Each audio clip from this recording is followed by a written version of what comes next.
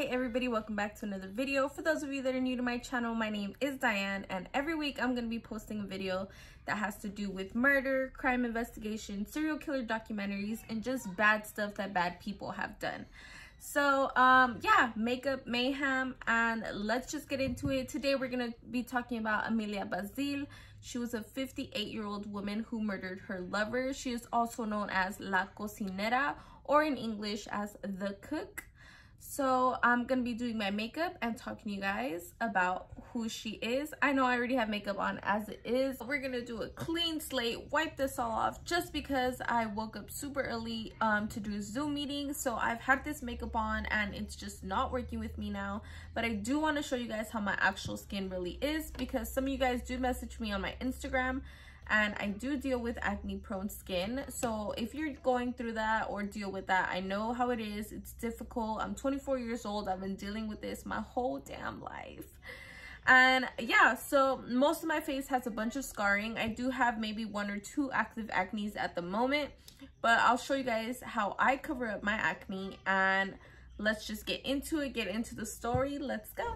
All right guys, so here it is. Obviously you can tell I have a lot of acne scarring. I do have, like I said, acne prone skin. Obviously you could tell I do have maybe 3 active acnes at the moment. I did want you to see me like this just because it has taken me a lot of courage just to show myself like this with no makeup, and I know there's a lot of people out there that deal with the same thing. So I'm with you. We writing this together, and hopefully soon we won't have to. So anyway, today we're gonna talk about Amelia Bozhil. She was a 58-year-old woman who murdered her lover, Jose Patria. He was 60 years old. So Amelia Bozhil never cared about being ugly. She was more focused on her family and financial problems and how to survive instead of happiness itself. So she did work a lot as is. She was born in 1911 in Lebanon. And in the 1940s, she arrived to Argentina on a freighter. And when she got there, she felt like she was alone. She was bored of traveling so much, because she did travel a lot just to get, you know, to a better place. And she felt like she was hopeless. So when she got there, she settled in Buenos Aires, a pension by the port. She did have some Lebanese people that were living in the city, but she didn't go contact them just because she didn't really know them, so she didn't feel like she needed to do that. And the owner of the pension, her name was Donna Ramos, and she's the one that taught Amelia Spanish. And Donna also offered Amelia a job. It was a really hard job, but Amelia was able to do it. The only thing was she had to walk so much, get up early in the mornings, and Donna would even tell people that Amelia would work harder than a man just because she was trying to always overcome everything. So years passed and she got married to Felipe Coronel Rueda. He was a Peruvian worker.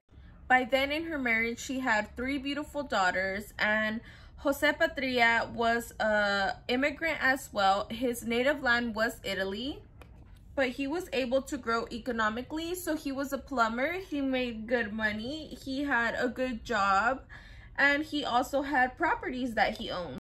He also had his 2 brothers come live with him. He sent them money, and they were there with him in Buenos Aires. So back in the 1970s, he accepted Amelia's proposal to have basically a restaurant open up in one of his properties, and she would give him half in cash and half in installments to his property. So Amelia was 58 years old. She had little left of her jet black hair. Most of her hair was gray, and she was always wearing glasses. She always mostly wore a long dress, and she just didn't feel like she was a beautiful woman. But Jose was very interested in that, and he liked it. So Jose would actually harass her every time her husband went to work. And she left the offense pass because she had no alternative. El Tano is what they would call him. But Jose, basically, if he would make up his mind, he would, you know, he could foreclose and just kick her out with no home, no business. And she didn't want to be on the street with her husband and 3 daughters. So all the time Jose would try to harass her. There was a time where she went to the market with her husband and she was, you know, getting stuff for her restaurant, and Jose passes by her and was like, hey Amelia, how you doing today? And she was bothered by that, especially because her husband is only right there next to her, you know? She already feels bad as it is, but she would be like, man, I'm fine, whatever, and she would like walk away, and her husband would be there like, why are you being so rude to him? And she would like, whatever, walk away, right? So her husband, Felipe, would tell Jose like, hey, is everything good? And Jose would be like, yeah, everything's good. And he's like, is everything good with you and my wife? He's like, yeah, of course. And then he'll be like, you know what, everything isn't good. Where's my rent that you guys haven't gave me? You know, you guys are falling a little bit behind. And Felipe would tell him like, oh, you know, I'm just waiting for the right opportunity. I don't have anything at the moment. He's like, yeah, all right, the right opportunity, that's good. And then Felipe would just be like, all right, bye, and we'll see you around. Obviously, they live together, all basically in one complex. So Felipe went up to Amelia and was like, Amelia, why do you need to be talking to Jose like that? He's been nothing but good for us, or good to us. And Amelia told him, like, first of all, I treat Jose way better than you would know. And Felipe told her, like, well, what do you mean by that? Like, what is that supposed to mean? Is there something that I should know? Or do I need to tell Felipe something? I mean, Jose something? Do I need to show him who's the man of the house? And Amelia would be like, well, who's the man of the house? Like, you can't even pay your own rent. We can't even do anything. So you have nothing to say about that. And he would be bothered. And I mean, it's kind of the truth, you know, but it's understandable. So other times would pass where basically she was walking out of her room. Jose would kind of see her kind of passing by and be like, shh, hey, shh, Amelia, come up here, you know? And she would be so pissed off because obviously she was being harassed. And she would go and be like, hey, what do you want? And he's like, why haven't you come and visit me? And she would be like, what do you mean? I was just here not long ago. Like, how many times do you want me to come visit? He's like, well, I don't need you to be talking like that. So she would be like, man, just take your payment and hurry up. And she was like, no, I'm not gonna take it like that. Like, you're not even in a good mood. He's like, well, what good mood am I supposed to be in? So happy knowing that that's how you want to take me? Because obviously, since Amelia didn't have money, she was paying him in sexual favors. So while that's going on, she's still having to run her business downstairs, her restaurant, and her husband's downstairs with his little band of people because he was in a band. And she would having to do that, then people would come in and her husband would be like, oh, she's not here yet, you guys have to wait. And people would be like, oh, like, Don Felipe, she's taking long, can you go see where he is? And she's like, man, just wait, she'll be down here any minute. And they'll be like, man, I'm on a time frame. So basically he would have to go check like where she's at, and he would be like, Amelia, and go check in his room, and she wasn't there. So then he for some reason decided to knock on Jose's door, and guess what? Amelia was in there, and she was in there like, he didn't have a shirt on, and he was like, what's going on? And he was like, oh, Amelia said, oh, well, he wasn't feeling so well, so I helped him out. And Felipe was like, Amelia, can you come outside? And she was talking to him, and she was like, so what's going on? Like, why are you in there with the guy with no shirt on? Like, I'm not okay with that. Since when did you become a nurse? And he's like, and she told him, well, since when did you become a musician that you can't even pay your rent? He's like, well, I'm not okay with that, and I'm not going to be handling that. He's like, well, pay your rent, and we're not going to have to handle this. So Felipe told Amelia, so how long are you going to handle this? And she said, well, until I get tired of it. So it was drama that was going on in the house, and it seemed like Felipe knew what was going on, like if that's what Amelia was paying him with, because there was times that he did find money on her and be like, Amelia, where did you get this money? And she'll be like, I got it at the restaurant. Like, you wouldn't know because you're not doing anything. He's like, man, you didn't get it at the restaurant. But obviously it was Jose. He was giving her money to pay the stuff that she needed to pay. So her husband was kind of like, it seemed like he knew what was going on. He just couldn't really speak up about it because he was like a mantenido, a good for nothing. He was doing nothing with his life.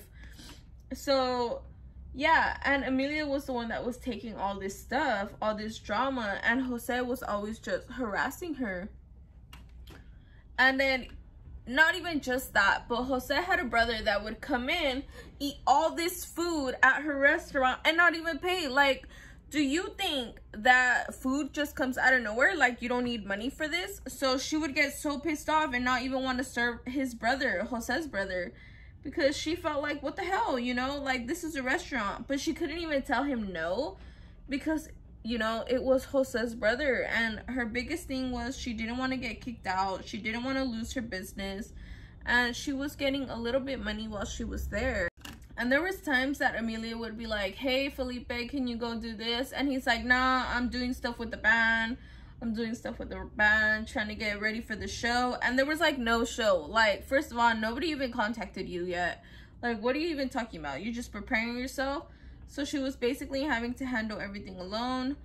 And he was just like, there was times that he wanted, you know, to have sexual moments with her, or intimate moments, and Amelia would be like, no. And it's, I mean, if you look at it, well, Jose was obviously doing her a lot, so she was so tired of it.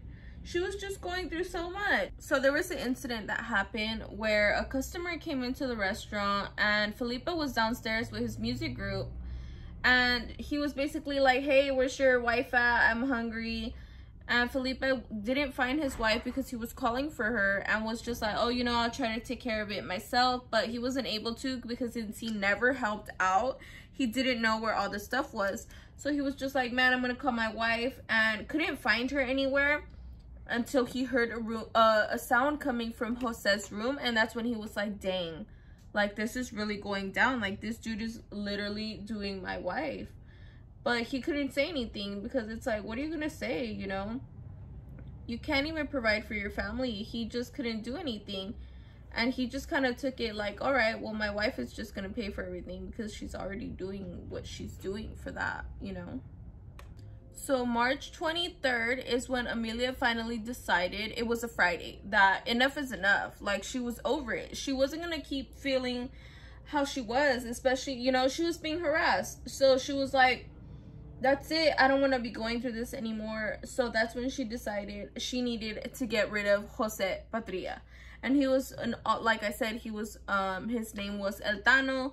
So she was like, I need to get rid of him. I'm so done with this person.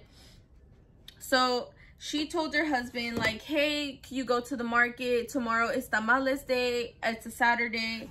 And everybody comes for tamales, so get everything that we need. And he was like, didn't we recently just go to the store? Why do I need to go again to get this tamale stuff? Like, you're supposed to have everything. She was like, come on, just go. This is something that we really need. And he ended up going. He felt tired of so much shopping that he did for all the stuff for Saturday. So he ended up going to sleep. So did she. And she was just kind of having a really bad night just because, you know, she was planning on So she woke up, went by Jose Patria's door, gave him a little tap on the door, and he opened the door like, hey, you know, I'm glad you're here. I missed you. And she walked in. Basically, he was already like, all right, girl, come here, let's get some. Trying to touch up on her. And she just was like fighting it, like, oh no, I really don't want to be going through this. But was like, you know what, his guard's down, it's fine. So he didn't even realize it. When he turned around is when he felt that nylon string on his neck. And that's when he felt the pressure, obviously. And it wasn't even like a minute of resistance because he was only 60 years old. So she was trying with all her force to try to, you know, take him out until he finally fell to the ground and there was no movement. And she was like, yes, like, it's done with. So from then on, she put the corpse in a large wooden box. And she covered it with stuff just because she was like, oh, nobody's gonna see him, nobody's gonna see him. And either way, nobody was gonna see him where she had hidden him in the beginning, just because he didn't have family that lived with him. So he was pretty covered. And then later she was like, it's time to go downstairs. It was super early in the morning, and only she would wake up that early to start making her tamales. So she went downstairs, took Jose Patria downstairs, started to dismantle this man, started to decapitate this man, boiled his skull, boiled body parts, and ended up grinding his meat in with the tamale meat and put him in tamales. In tamales, yes. And not only that, but when she opened up her restaurant, she literally gave the tamales to the people that were coming in. Even her own husband, and people would be like, dang, Amelia, these are your best tamales so far. And she was there like, girl, if you only knew. So she really did that. And she knew how to cut perfectly because she worked so hard before. She worked as a meat person, as a meat cutter before. So she knew how to do those precise cuts. So she ended up getting the torso and hiding it in the dumpster because it was trash day. They were supposed to pass by and take out the trash.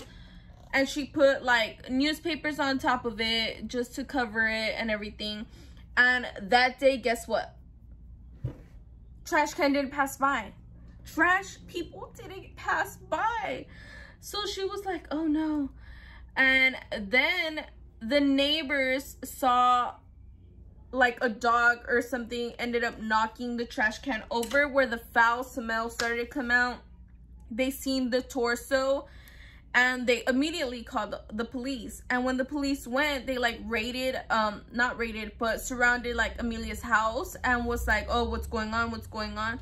When they arrested her,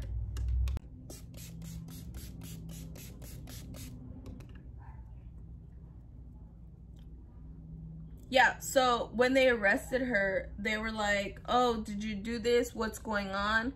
And she was like, yep, I did it. No remorse, no sadness. She didn't cry. It was March 24th, 1973 when she killed this person. And it was Wednesday morning, the 28th. So that many days she hid him. That many days she fed him.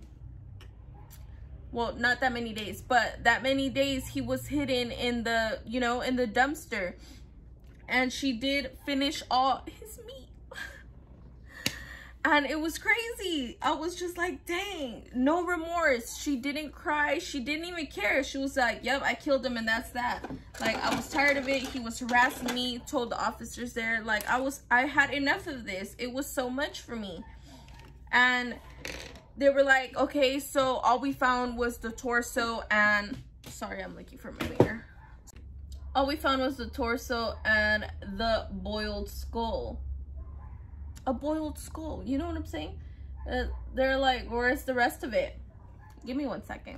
So basically, they told her like, Amelia, where is the rest of the body? Where are you hiding it? Because all we found was the torso and the boiled skull. And she looked at the detective and she was like, hiding it? I'm not hiding it. What are you talking about? She's like, well, we didn't find anything, so we need to know where it is. And she's like, did you know that the pig meat and human meat aren't that far apart? And they can be used for the same thing. And she worked in a restaurant, guys. So the detective was like, what? Yep.